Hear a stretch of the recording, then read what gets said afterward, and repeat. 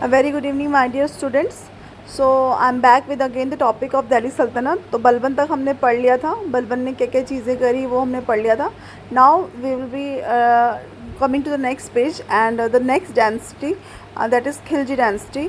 And I have already told you कि दिल्ली सल्तनत में जो सीक्वेंस है वो पहले स्लेव डायनेस्टी है, देन सेकंड जो आती है खिलजी आती है. तो स्लेव डायनेस्टी का जो लास्ट रूलर था, यू कैन से द मोस्ट इम्पोर्टेंट रूलर था, वो बलबन ही था. जैसे काफ़ी सारी policies the. Blood and iron की पॉलिसी किसने दी? बलबन ने दी. सिजदान पे बोस की जो प्रथा है वो बलबन लेके आया. नौरोज फेस्टिवल जिसने मनाया वो बलबन ने मनाया. और चालीसा को जिसने एबॉलिश करा वो कौन था? बलबन था. तो ये डेस्पोटिक रूलर है. नाउ अगेन अब हम पढ़ते हैं खिलजी डायनेस्टी के बारे में. तो बलबन सक्सेसर व वेरी वीक. जो बलबन के जो उसके उत्तराधिकारी थे, जो उसके बाद के रूलर्स आए, वो बहुत वीक थे. Kaiqubad the grandson of Balban was murdered in 1290 AD and the sultanate pass in the hand of Khiljis. ठीक है, कैकुबाद एक उसका पोता था बलबन का, और 1290 में उसकी मृत्यु हो गई. और जो सल्तनत है वो किसके हाथों में चली गई? खिलजी के हाथों में चली गई. ओके, नाउ जो पहला रूलर है उसका जो जिसने खिलजी डायनेस्टी को इस्टेब्लिश किया वो कौन है? जलालुद्दीन खिलजी है. 1290 से 1296 AD तक ये रहता है. ही was a founder of this dynasty. तो इस डायनेस्टी का जो फाउंडर था वो कौन था? जलालुद्दीन खिलजी था. He was old and unambitious, कि वो बूढ़ा था और उसके कोई इतने मतलब इसमें तो इतनी एम्बिशन नहीं थे. वो इतना एक्सपेंशन में उसने बिलीव नहीं करा. और he was quite settled. He interest उसने अपने इस काम के लिए किसके रखा था? अपने नेफ्यू, और वो जो उसका दामाद भी बाद में बना, Alauddin Khilji, one of the most important ruler in Delhi sultanate and one of the most you can say despotic ruler था. ये बहुत बड़ा और इस बहुत इंपॉर्टेंट काम इसने किया. और अलाउद्दीन खिलजी ने ही क्या करा? जिस ताऊ ने उसको अपॉइंट किया था एक्सपेंशन के लिए, उस सल्तनत को बढ़ाने के लिए, उसी का उसने मर्डर किया. He got Jalaluddin killed and capture the throne, और थ्रोन में वो बैठ गया. ठीक है, नाउ अलाउद्दीन खिलजी के बारे में पढ़ते हैं हम, जो one of the most important ruler है दिल्ली सल्तनत का, खिलजी डायनेस्टी का.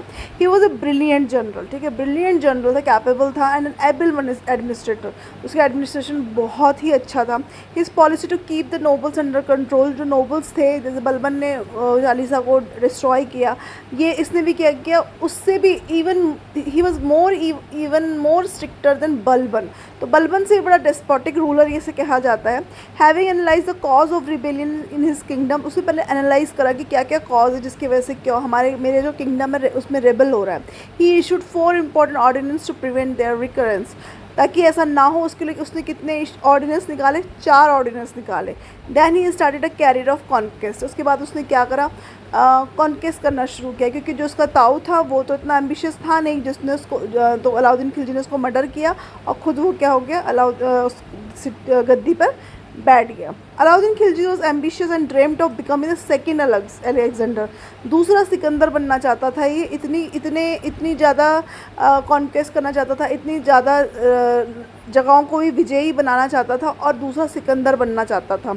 जैसे सिकंदर ने बोलते हैं आधे विश्व पे पूरा राज किया था, जीत लिया था उसने सिकंदर ने, ऐसे ये भी वही सिकंदर को ही दूसरा सिकंदर बनना चाह रहा था. His conquest included accession of Gujarat. अब उसे कहाँ पे युद्ध लड़े, कहाँ पे उसे जीतते, कौन से राज्य को उन्होंने जीता? जैसे गुजरात को जीता, मालवा को जीता 1297 में, रणथंबोर इन 1301. गुजरात हो गया, मालवा हो गया, रणथंबोर हो गया, and the fort of Chittor in Mewar in 1303. ठीक है, चित्तौड़ जो इसका एक्सपीडिशन था या चित्तौड़ जो कैंपेन था, ये one of the most important है, क्योंकि यहीं पे वो जो स्टोरी है पद्मावती की, कि राणा रतन सिंह की एक वाइफ थी पद्मिनी, जो पद्मावत मूवी भी जिस पे बनाई गई है, तो आपने देखा होगा उसमें भी कि ये बहुत फेमस था. और कहीं ना कहीं जब उसने इन राजपूतों को बहुत ही बहुत ही मुश्किलात के साथ उसने राजपूतों को हराया था. Rajput they fought to the last breath and all the women out there they did jauhar. क्या राजपूत जो औरतें थी वो क्या करती थी? वो जौहर करती थी. They use to not to be submissive under these rulers, under these attackers. They use to perform jauhar. ठीक है, वो जौहर करते थे. And to protect their honour the Rajput women perform jauhar by perishing themself in the flame. जो जौहर क्या होता है? अपने आप को आग में झोंक देना, rather than submitting to the enemy के अधीन होने की बजाय ये अपने आप आग में कूद जाती थी. अलाउद्दीन और इसको जो इसकी जो रानी थी इस पर इसको बहुत अट्रैक्शन था, तो काफ़ी स्टोरी आप वो देख सकते हैं। Alauddin brought under his control almost all the rulers of Rajasthan, सारे के सारे रूलर्स, सारे almost all rulers of Rajasthan जो थे वो उसके अंडर आ चुके थे। They were allowed to rule on the condition that they pay taxes to Alauddin. अब देखो क्या जीता, उनको हराया, उसके बाद वहाँ से जितना माल, जितने भी माल है, जितना भी वहाँ पर सामान है, मार पिटाई करके जितना भी वहाँ का धन दौलत लेके ये चले भी जाते थे कई जगहों से। और कई जगह क्या करते थे, उनको हराने के बाद कहते थे कि ठीक है अब तुम हार चुके हो, तुम हमारे अंडर हो, तुम्हें हमें इतना पे करना पड़ेगा, to just to raise their finances, just to increase their income. ये क्या करते थे, इनको हराने के बाद उनसे पर मंथ या पर एनम में क्या लेते थे, they used to collect taxes. Okay, Alauddin required huge sums of money to maintain a large army. अब इसके काम बहुत इंपॉर्टेंट है, इसकी बहुत बड़ी लार्ज आर्मी थी, तो इसके लिए इसको क्या चाहिए होते थे, पैसे चाहिए होते। He levied tax on wealthy people and introduce two new taxes. अब देखो 4 ऑर्डिनेंसेस भी निकाले, उसके अलावा क्या क्या काम करे, जैसे कि 2 टैक्स निकाले लगाए, एक housing tax and grazing tax. Housing जो घर का जो किराया जो कर है, और जो ग्रेजिंग जो आप चराते हो अपने गाय भैंस बकरियों को जो चराते हो, वो भी एक टैक्स उसने निकाला। तो he was very, you can say in that way he was very clever, कैसे पैसा लेना है, कैसे टैक्स करना है। तो he one of the most ambitious and one of the most you can say successful ruler of Delhi sultanate Alauddin Khilji ही है, जिसमें मूवी बनी है।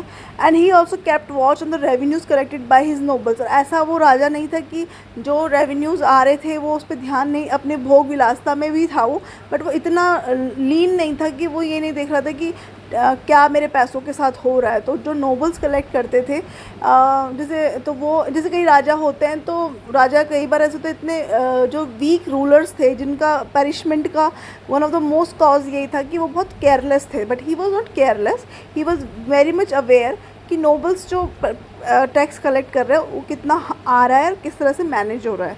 तो टैक्स इसने लगाया, 2 टैक्स आपके लिए इंपॉर्टेंट है, हाउसिंग टैक्स से, दूसरा ग्रेजिंग टैक्स से। ठीक है, एक्सपेंशन कहाँ पे करा, गुजरात में करा, मालवा में करा और चित्तौड़ में करा। चित्तौड़ में कौन सी कहानी, राजा रानी पद्मावती की कहानी, पूरा एवन राजस्थान ही उसके अंडर आ गया। और जो जीत गए, जो इससे हार गए, उससे उन पर क्या लगाया, टैक्स लगाया। अब नाउ ये तो हो गए 2 टैक्स। अब सेकंड वेरी वेरी इंपॉर्टेंट, बाजार नियंत्रण प्रणाली या मार्केट कंट्रोल सिस्टम किसके द्वारा इंट्रोड्यूस किया गया, तो वो इंट्रोड्यूस किया गया अलाउद्दीन खिलजी के द्वारा। Market control system was introduced by which the market was regulated and the price of all the commodities were control.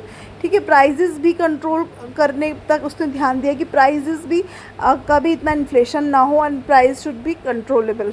It was just like the modern rationing system, जैसे राशनिंग सिस्टम आज की date में ration मिलता है गरीब लोगों को सस्ते दामों पे, और द पब्लिक डिस्ट्रीब्यूशन सिस्टम उस ज़माने में you can see he how he well able administrator he was, that he used to give the poor people he used to give them the basic amenities in a very reasonable rate. The rationing system which prevails today also, it used to prevail at that time also. तो वो administration वाला काम इसने किया, tax लगाया, rationing system दी, ये market control system निकाला, और द पब्लिक डिस्ट्रीब्यूशन सिस्टम जो चल रहा है उसको भी निकाला। All this was done to benefit the army, the general public also got its advantage. ठीक है, आर्मी को भी इससे बेनिफिट हो रहा था, मार्केट को जो टैक्स आ रहा था वो देखा जा रहा था, और जो इसने राशनिंग करी उसकी वजह से आर्मी को बेनिफिट के साथ साथ कॉमन पीपल को भी क्या हो रहा था, बेनिफिट हो रहा था। Alauddin led the foundation of permanent standing army. अब इसने इसका मेन इंपॉर्टेंट काम जो इसने स्टैंडिंग आर्मी को करी, परमानेंट स्टैंडिंग आर्मी थी। ऐसे नहीं कि जैसे युद्ध होने वाला है तो तब लोगों को इकट्ठा किया जा रहा है, ऐसा नहीं। He used to maintain army, उनको पेमेंट देता था उनको, और उसने एक व्यवस्था निकाली जिस व्यवस्था का नाम बहुत ही फेमस व्यवस्था है, दाग एंड हुलिया की व्यवस्था है, कि जिसमें जो घोड़े होते थे उनमें एक स्टैंप लगती थी, that was used to be known as dagh. और हुलिया मतलब होता था कि जो लड़ने के लिए जा रहा है उसकी आर्मी में जो आर्मी मैन हैं, they should have a particular physique, particular character, इतनी हाइट, इतनी बिल्ट, इतना उसको वो मेंटेनेंस के लिए खाना देता था। जैसे आज की डेट में आर्मी वालों को देखो वॉर तो नहीं हो रहा है, बट आर्मी में हमारी है ना एक परमानेंट स्टैंडिंग आर्मी है, सारी कंट्रीज़ की अपनी एक स्टैंडिंग आर्मी है। Though if there is a war or there is not a war, we every country is recruiting army men to be safe, तो इस तरह से ये जो कॉन्सेप्ट है ये अलाउद्दीन खिलजी ने परमानेंट स्टैंडिंग आर्मी का निकाला। और he use to maintain a army, he use to give them monthly perks, एक काइंड ऑफ सैलरीज देता था टू मेंटेन देमसेल्फ।